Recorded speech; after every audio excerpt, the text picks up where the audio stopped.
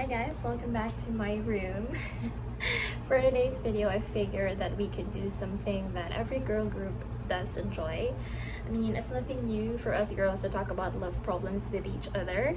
In my circle of friends, it is so common that it is like a TV program that we shoot inside our cars on our way to get drinks. But of course, with the pandemic, it's usually just our bugs. If you want to know where the real tea is, it's in every girl group's group chat.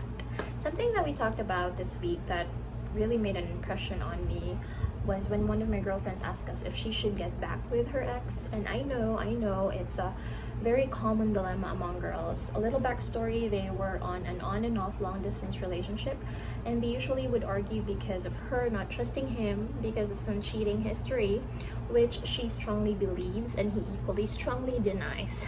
And last week, this ex sent her a message saying he'll be in town and asking her if she could still give him a chance. And that was when she looked at us and asked us, what should she do? Is it worth it to give this long distance relationship a try or not? I didn't even hesitate, I didn't even blink. I let out a resounding and overtly pronounced no.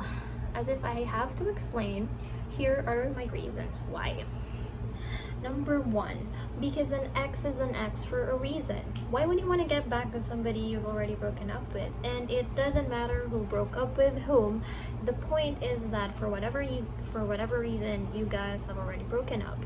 I mean, I cannot completely fault her for, wanting to get back together with her ex and trying to fix the relationship. I have also in the past tried to get back with an ex, but in hindsight, maybe I was just looking for something that felt familiar, comfortable. You know how, like, when you have a pair of worn out shoes which you've walked in good times in the past, that with time, they got uncomfortable, hurtful, and so you've decided to discard them. But while you're looking for the next pair of shoes you're gonna wear, you don't have options. Maybe the ones you want are not available, or maybe the ones that are available are not your type. And because it's painful to walk barefoot, you think about your old favorite pair of shoes and you miss your old favorite pair of shoes. But no matter how much you miss, this pair of shoes, please don't try them on, because that old shoe is still the same old shoe. One that's painful, uncomfortable, and unfortunately one that you've outgrown. Number two, distance is not the problem, it is the lack of trust. You may be going out of your mind wondering where he is, why hasn't he replied yet, and when he does reply, you doubt him. He calls you crazy, you feel invalidated and heard. The reason why other people in long distance relationships make it work is because they trust their partner. This may be because their partner is consistent, their partner is responsible, and their partner makes them feel secured in the relationship. But in the case of someone who has been cheated on, I do not think that being in a long distance relationship is helpful. The cheating history will always trigger you to look for signs that he is doing it again, and as much as that is understandable, that is also toxic. As cliche as it may sound, trust is a basic tenet in every relationship. To put simply, why would you want to be with somebody you do not trust? I mean, it just doesn't make sense.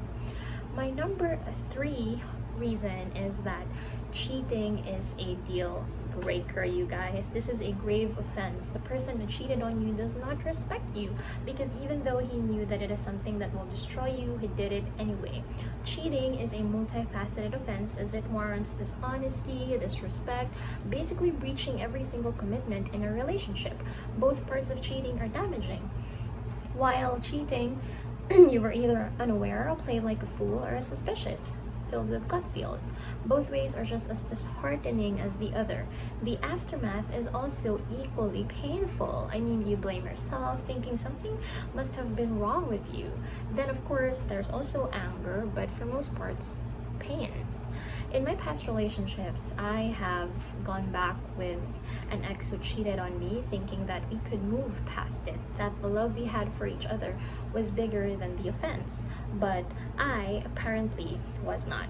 I became smaller and smaller as my insecurities became bigger and bigger, so big that they swallowed everything good and spat back all that was bad, until one day I realized that I no longer liked who I became. Number 4, don't believe words, believe patterns. Ever wonder why you have been going through the same cycle again and again? It is because you do not pay attention to patterns. One of my favorite authors, Maya Angelou, she once said, when someone shows you who they are, believe them the first time. I repeat because it's like powerful right there. When someone shows you who they are, believe them the first time. This person tells you he's a changed man, and like a kid mesmerized by the red balloon, you follow the monster down the gutter.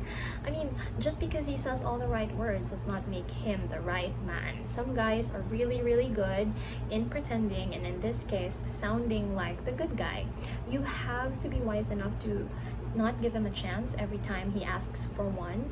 If you find yourself going in circles, leave. Obviously, he does not value you, because the right man will recognize how rare quality women are and will not put himself in any position where he can lose you. That is, of course, if he really does love you. Number 5, just because you love them does not mean that they can step on your boundaries. I think of boundaries as red glaring mats on the floor of an imaginary house. That is the relationship. When in a relationship, as I open myself up to people, I show them around the house and one by one lay down the red mats on the floor, making sure I let them know that these are the things that I consider as boundaries. As I already mentioned, one red mat is cheating, another is physical abuse, another is verbal abuse, and the list goes on. But how can you impose on this rule if your mats are not clear to you? And even when they are, the fact that you're willing to disregard them makes the other person feel that they can also disregard those boundaries over and over again. So he will cheat and or abuse you in other forms again, because obviously your boundaries are not real, not to you. So why would they be to them? Relationships are tricky. They essentially make you want to sacrifice yourself for another person, and that is why it is even more important that you choose who you love wisely. Yet, you also have to know how to forgive yourself for not knowing better, for having to repeat the same cycle over and over again, for having to suffer for the same things, for giving them a chance to basically break you. You have to know that everything that is presented to you is an opportunity for you to know better, for you to do better, and for you to love yourself even better. Hope you guys have learned a thing or two. Have a great day, and I'll see you next time. Bye.